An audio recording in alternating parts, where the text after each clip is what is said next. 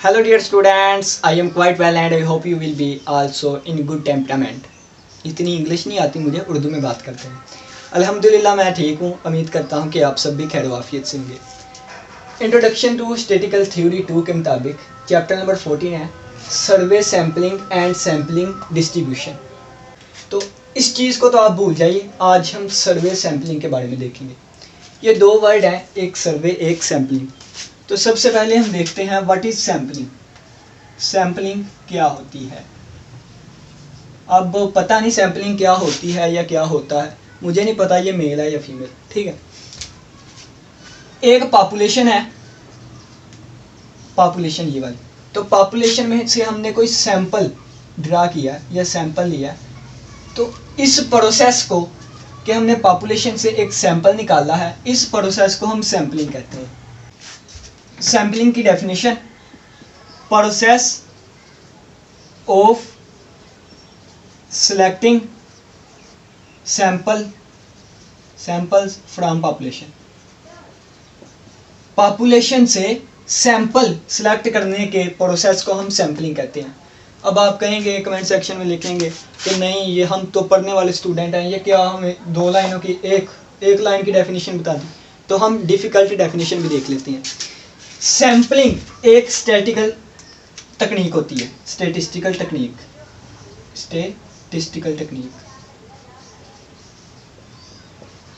Second बात कि ये डेली लाइफ में बहुत ज़्यादा यूज़ होती है। ठीक है, almost used in every field of life.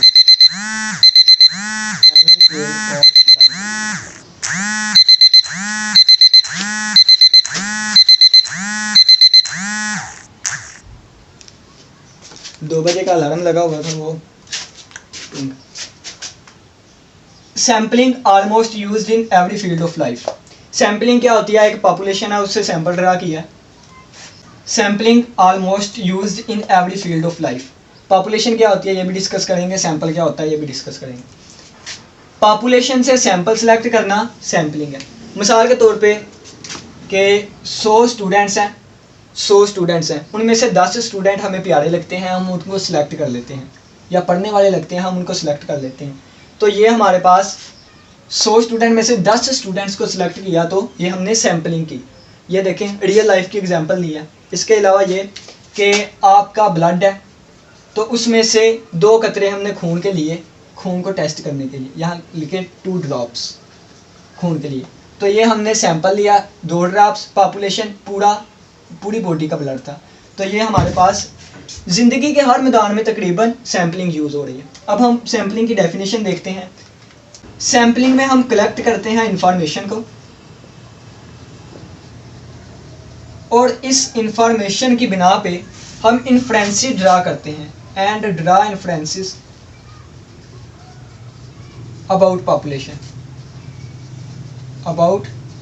Population. मिसाल के तौर पे ये देखें कि आजकल आपको शायरी बहुत पसंद है। ठीक है, तो हम क्या करते हैं कि कोई एक शायर उठाते हैं, उसके 2 शेर पढ़ के देखते हैं, 3 शेर 5 शेर पढ़ के देख लिए, तो उसके अगर शेर हमें अच्छे लगे हैं, उसके शेर अच्छे लगे हैं, तो हमने जहन बना लिया कि ये शायर बहुत अच्छा है। सही, हमने क्या किया, अगर उस आदमी के 500 शेर हैं, शेर वो कुत्ते बिल्ली वाले शेर नहीं, वो दूसरे शेर, ठीक है, यानी कि पोइट्री, 500 शेर हैं, उन 500 में से हमने 7 शेर सुने हैं, तो उन 7 शेर की बिना पे हमने जो कह दिया है कि इसका मतलब इसके 500 के 500 शेर अच्छे हैं। तो ये काम होता है सैम्पलिंग का। पहले सैंपल ड्रा करना या इंफॉर्मेशन कलेक्ट करना, उस इंफॉर्मेशन से हमने इन्फ्रेंसेस बनाना, जहन के ख्यालात बनाने और उस पॉपुलेशन के बारे में बताना, इसको हम सैम्पलिंग कहते हैं। सैम्पलिंग की समझ आ गई। अब हम पॉपुलेशन और सैंपल के बारे में देखते हैं। इसको नोट कर लें, मैं रिमूव कर देता हूँ।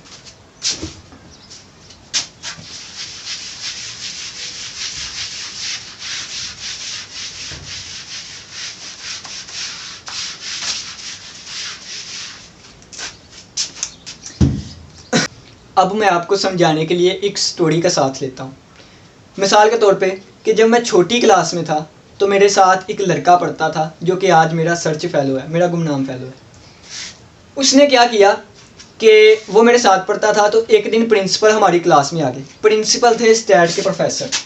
प्रिंसिपल जो थे हमारे वो स्टैट के प्रोफेसर थे, स्टैट के स्टैटिस्टिक्स। वो हमारी क्लास में एंटर हुए और क्लास में एंटर हो कहते हैं कि आपकी क्लास के कितने बच्चे हैं। तो मेरा दोस्त खड़ा हो गया और उसने कहा कि सर हमारी क्लास के कितने बच्चे हैं, हमारी क्लास बच्चे नहीं देती, हमारी क्लास बच्चे नहीं देती।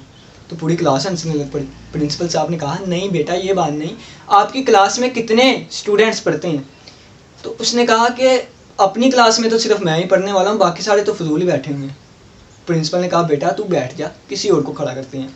फिर किसी और स्टूडेंट को खड़ा किया, तो खड़ा करने पे पता चला कि हमारी क्लास में टोटल 67 स्टूडेंट्स हैं, 67 स्टूडेंट्स हैं। तो उस दिन पहले दिन मुझे पता चला था कि हमारी क्लास में 67 स्टूडेंट्स हैं, ठीक है। और पूरी क्लास को 67 स्टूडेंट्स का पता चला था, क्योंकि हमारी क्लास में टोटल है ही 78 स्टूडेंट्स थे। वो बच्चा था उसको खुद नहीं था पता, उसने 67 कह दिया। प्रिंसिपल से डरता था ना, तो ये 67 को रेज कर देते हैं, 78 स्टूडेंट थे। ये 78 जो स्टूडेंट है, ये वर्ड मैंने स्टूडेंट यूज किया, इसको हम क्या कहेंगे ऑब्जेक्ट। इसको हम क्या कहेंगे ऑब्जेक्ट। ऑब्जेक्ट वो चीज़ होती है जिसके मुतालिक हमने डाटा इकट्ठा करना है, जिसके रिलेटेड हमने डाटा इकट्ठा करना है, वो है ऑब्जेक्ट। तो प्रिंसिपल साहब हमारा डाटा इकट्ठा करने के लिए आए थे। ये जो 78 स्टूडेंट है, वो इस वक्त उनके लिए मुकम्मल पॉपुलेशन थी। पॉपुलेशन की डेफिनेशन क्या है? Total number of objects, total number of objects under consideration, यानी कि जिसको हमने कंसीडर किया है या जिस पे हमने कोई तहकीक करनी है या कोई काम करना है, वो तमाम ऑब्जेक्ट यानी कि 78 स्टूडेंट थे, वो पॉपुलेशन होगी। सही। अब इन पॉपुलेशन पे हम जो भी कैलकुलेशन करेंगे, तो उस कैलकुलेशन के बाद कोई ना कोई वैल्यू आएगी, तो वो न्यूमेरिक वैल्यू आएगी, न्यूमेरिक वैल्यू या न्यूमेरिक क्वांटिटी कह लें। तो उस न्यूमेरिक वैल्यू या क्वांटिटी को हम क्या कहते हैं? उस पॉपुलेशन का पैरामीटर। मिसाल के तौर पे हमने इस पॉपुलेशन की एवरेज फाइंड की, एवरेज, तो ये एवरेज हमारे पास क्या आई? पॉपुलेशन का पैरामीटर, जिसको हम म्यू से शो करते हैं। इसी तरह हमने इसका प्रोपोर्शन फाइंड किया, प्रोपोर्शन, तो प्रोपोर्शन हमारे पास कैपिटल पी आएगा। इसी तरह हमने इसका स्टैंडर्ड डेविएशन फाइंड किया, एस डी लिख देता हूँ, एस डी स्टैंडर्ड डेविएशन, तो वो हमारे पास सिग्मा आएगा। वेरिएंस फाइंड किया तो वो हमारे पास सिग्मा स्क्वायर आएगा। तो ये पॉपुलेशन के पैरामीटर है। ऐसी न्यूमेरिक वैल्यू जो कि पॉपुलेशन से कैलकुलेट की जाए, उसको हम पैरामीटर कहते हैं। अब ये देखें, ये 78 स्टूडेंट्स थे, 78 स्टूडेंट्स थे। इन 78 स्टूडेंट को ये फर्ज किया कि ये 1 2 3 4 चलते ये 78 स्टूडेंट्स हैं। इन हर एक स्टूडेंट को, यानी इसको हम क्या कहेंगे? Sample unit. इसको हम क्या कहेंगे? सैंपल यूनिट, ठीक है। इसको हम कहेंगे सैंपल यूनिट या सैम्पलिंग यूनिट। अब ये जितने भी स्टूडेंट्स हैं, इनको हम क्या कहेंगे? पॉपुलेशन का साइज। 78 स्टूडेंट है तो पॉपुलेशन का साइज 78 है। अगर 67 स्टूडेंट होते तो पॉपुलेशन का साइज 67 होना था, ठीक है। ऑब्जेक्ट क्या है? जिसके जरिए हम डाटा इकट्ठा करते हैं, जिसके रिलेटेड, और total number of object population होते हैं, और पॉपुलेशन से जो वैल्यू कैलकुलेट करते हैं उसको पैरामीटर कहते हैं। और वैल्यूज कौन सी हो गई? एवरेज हो गई, प्रोपोर्शन हो गई, स्टैंडर्ड डेविएशन हो गई, वेरिएंस हो गई। अब प्रिंसिपल वाली बात तो हम भूल ही गए, प्रिंसिपल वाली बात कर लेते हैं। प्रिंसिपल साहब हमारी क्लास में आए थे, तो उन्होंने पूछा, तो ठीक है, ये बच्चे ने, ये तो पता चल गया 78 स्टूडेंट है। अब प्रिंसिपल साहब ने कहा कि फिर कहा कि अब अपने मार्क्स बताइए, आप अपने मार्क्स बताइए पूरी क्लास को। तो पूरी क्लास ने क्या किया कि खड़ी हो गई और कहा कि हम उसी वक्त मार्क्स बताएंगे, हम उसी वक्त अपने मार्क्स बताएंगे। टेस्ट हुआ था वहाँ, दिसंबर टेस्ट, तो दिसंबर टेस्ट के हम उसी वक्त मार्क्स बताएंगे जब आप हमें 10-10 रुपये देंगे। तो प्रिंसिपल तो सोच में पड़ गया कि 78 स्टूडेंट हैं, और अगर मैं सभी को 10-10 रुपये दूँ तो मेरे 780 रुपये, और आज तो मैं पैसे भी घर छोड़ के आया हूँ। और मेरी तनख्वाह भी अभी बहुत दूर है, तो मैं 780 रुपये खर्च करूँ। तो प्रिंसिपल को ये सोच आई। तो प्रिंसिपल, आपको बताया कि मैंने स्टैट का प्रोफेसर था, तो उसने कहा क्यों ना हम सैम्पलिंग का कंसेप्ट यूज़ करें। तो उसने क्या किया कि उसने उस 78 स्टूडेंट में से 8 स्टूडेंट को निकाला और कहा कि मैं आप लोगों को 10-10 रुपये की बजाय 20-20 रुपये देता हूँ।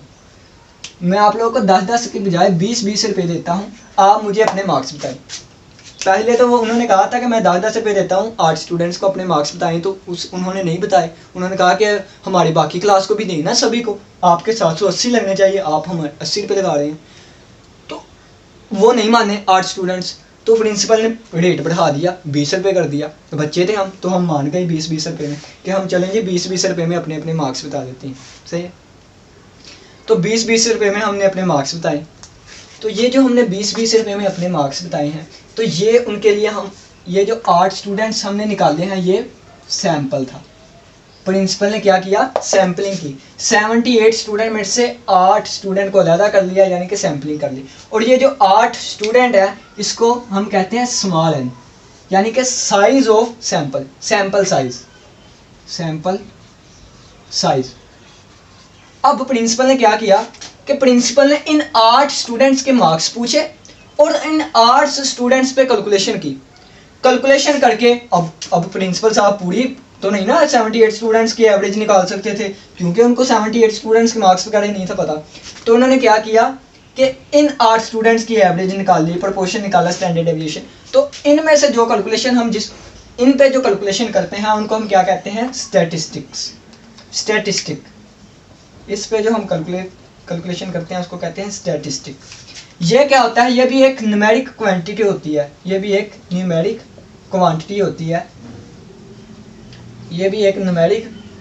होती है जो कि सैंपल से कैलकुलेट की जाती है।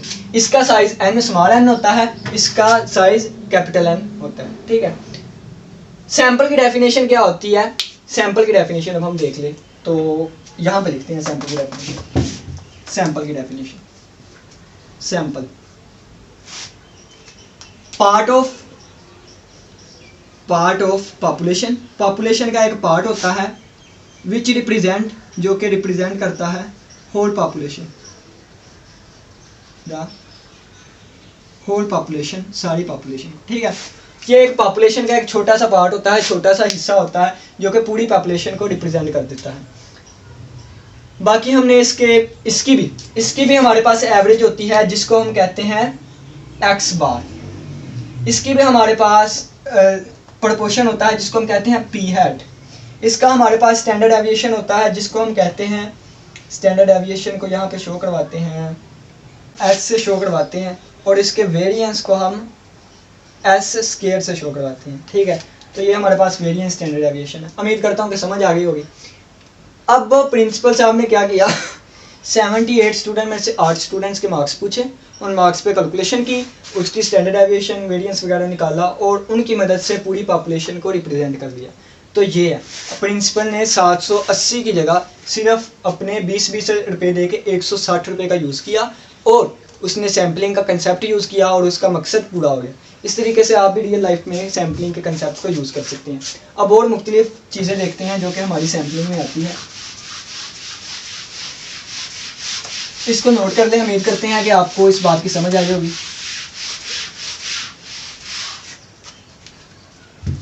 अब हम बात करते हैं पॉपुलेशन की। पॉपुलेशन फाइनाइट भी होती है और इनफाइनाइट भी, होती है और इनफिनिट भी। पॉपुलेशन फाइनाइट भी होती है और इनफिनिट भी होती है। फाइनाइट में क्या होता है कि नंबर ऑफ ऑब्जेक्ट जो होते हैं, नंबर ऑफ ऑब्जेक्ट्स जो होते हैं वो फाइनाइट होते हैं। और इनफिनिट पॉपुलेशन क्या होती है, जिसमें नंबर ऑफ ऑब्जेक्ट्स इनफिनिट होते हैं। ठीक है। अब फाइनाइट पॉपुलेशन की एग्जांपल अभी हम देख के आए 78 स्टूडेंट्स। इनफिनिट पॉपुलेशन की एग्जांपल क्या होंगी, स्टार्स ऑन स्काई, आसमानों पे जितने भी तारे हैं। ठीक है। कितने तारे हैं हम गिन तो सकते हैं। कि किसी बुक में लिखा होता है काउंटेबल और अनकाउंटेबल, यहाँ पे लिखा होता है कि जिनको हम काउंट नहीं कर सकते, अनकाउंटेबल। अनकाउंटेबल का हरगिज मतलब ये नहीं होता है कि हम काउंट नहीं कर सकते।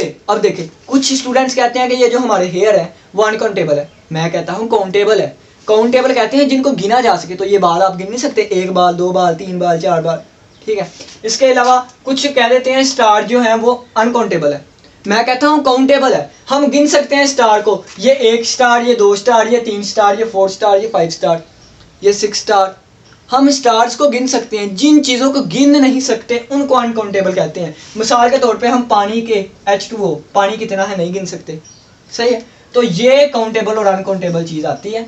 बाकी आपने कहना है जिसमें नंबर ऑफ ऑब्जेक्ट्स इन्फिनिट हो, जैसे स्टार्स ऑन स्काई, एक लाइन के ऊपर डार्ट कितने हैं, कितने डार्ट्स हैं हमें नहीं पता, 1 और 2 के दरमियान रियल नंबर्स कितने हैं ये भी नहीं हमें पता। फिर फनाइट में क्या हुआ, मिसाल दी 78 स्टूडेंट्स, पंजाब में हमारे कॉलेज कितने हैं, हमारा पंजाब है ना, तो पंजाब में कितने कॉलेज हैं, ठीक है, पाकिस्तान में कितनी यूनिवर्सिटीज़ है, तो ये सारी फनाइट पॉपुलेशन में आ जाती है। इनफाइनाइट पॉपुलेशन में जिनमें नंबर ऑफ ऑब्जेक्ट्स इन्फिनिट हो। नेक्स्ट हम देखते हैं कि सैम्पलिंग जो हम करते हैं इनका हमें कुछ फ़ायदा भी होता है कि नहीं, और अगर फ़ायदा होता है तो क्या फ़ायदा होता है। एडवांटेजेस ऑफ सैम्पलिंग देते हैं, एडवांटेजेस ऑफ सैम्पलिंग।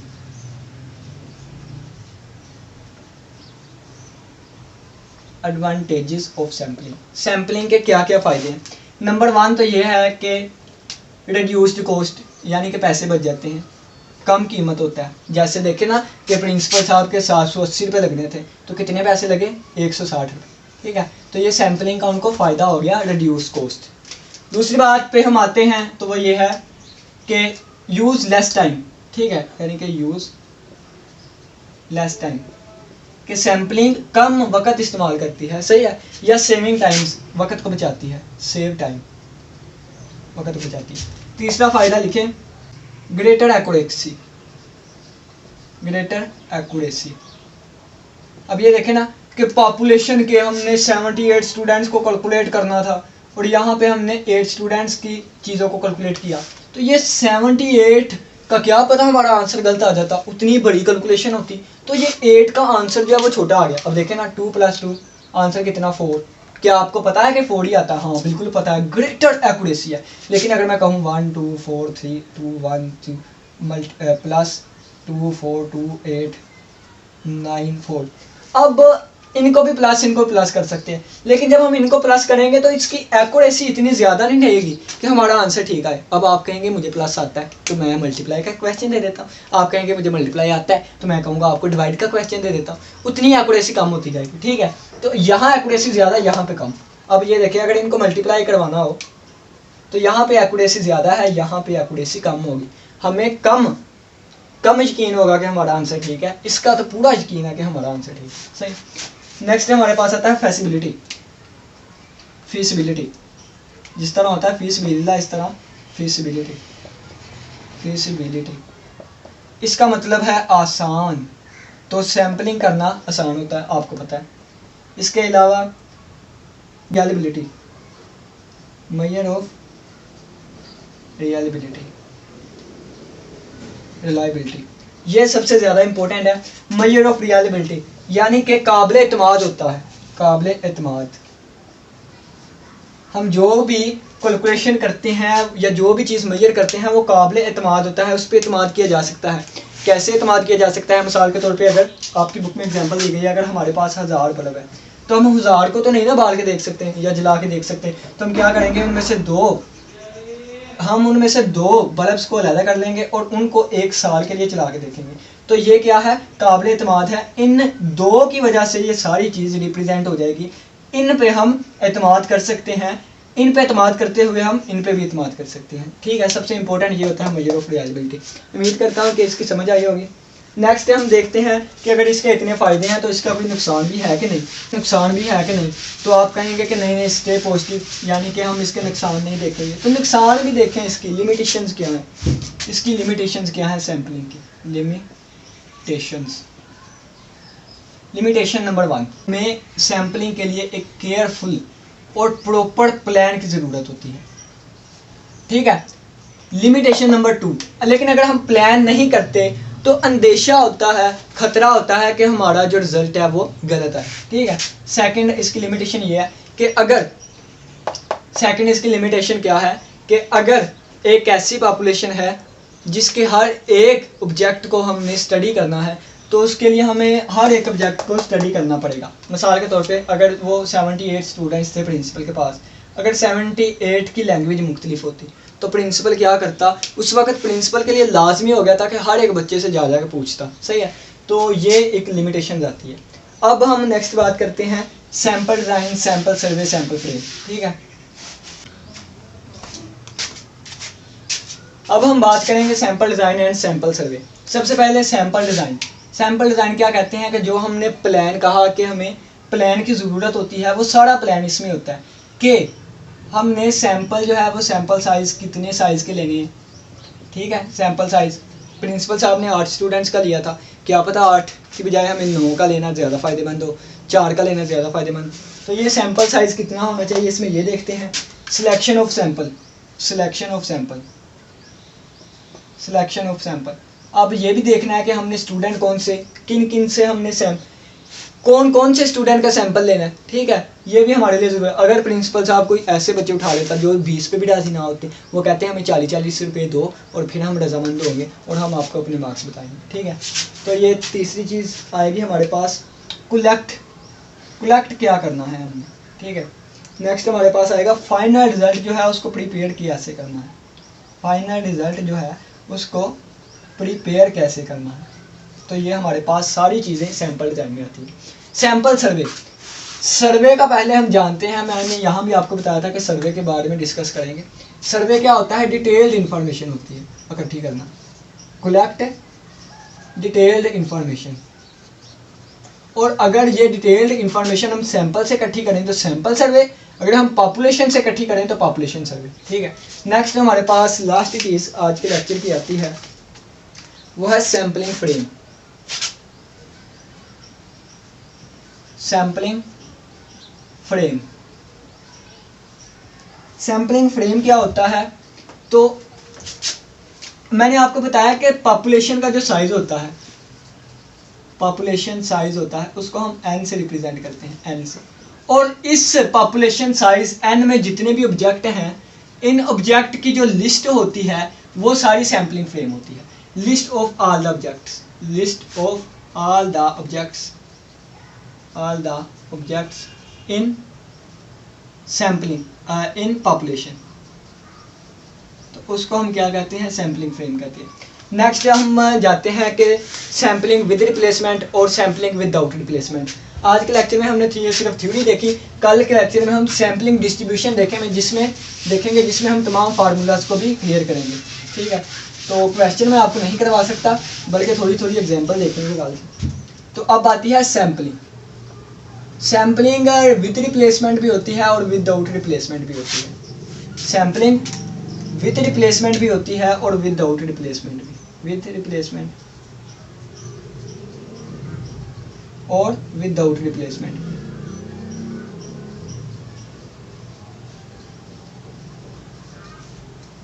मिसाल के तौर पे अगर मैं आपको बताता हूं कि एक जार है, तो यहाँ पे पर्चियाँ पड़ी हुई हैं, 5 पर्चियाँ, और यहाँ पे 5 आदमी बैठे हुए हैं, 5 आदमी बैठे हुए हैं।